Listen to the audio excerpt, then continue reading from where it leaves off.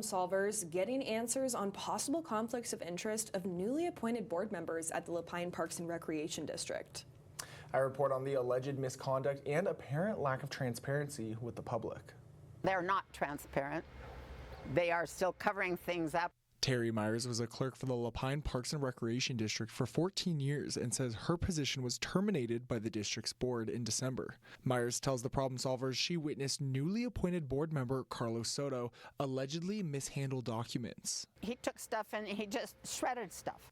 Another former employee, Caleb Campbell, corroborates these allegations, claiming he saw it happen. On October 27th, we had a football program outside in Heritage Park. I went inside the public Parks and Rec building. When I walked in, a newly appointed board member, Carlos Soto, was sitting at the front desk shredding documents. KTVZ News spoke with Carlos Soto about the allegations. He tells the Problem Solvers shredded documents were miscellaneous items. I made a couple of signs on office for just the office writer, and they didn't come out right, so I shred them. And then as part of the pickleball club, we don't have no place to store stacks and stacks of registration paper, so once it's stored digitally, I just shred it. Myers also claims Soto hired an IT company to remove electronic documents. They had them wipe everything out of the computers, and we almost lost the Google Docs because of that. How did you know that he did that? Well, because I was there and I watched it. Soto refutes these allegations. All the computers and everything was completely outdated.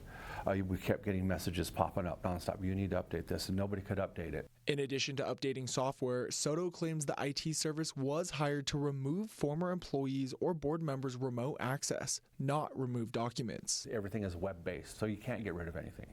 And all he did was come in and just clean up all these people who had access that haven't even been there for years and years and years. According to public records policy by the district, original record of the district may not be removed from the district files without board of directors approval, a step Myers claims was skipped. According to November 5th meeting minutes provided by Soto, the board actually did approve a company to remove former user access. Despite this, Myers is reluctant to trust meeting minutes. They didn't take the minutes that I had turned in for the December 3rd meeting, and they said, oh, we're going to make changes to the minutes, and I specifically stood up afterwards and said, you can't change any minutes that I submitted when I was still your board clerk unless you do it in a public forum.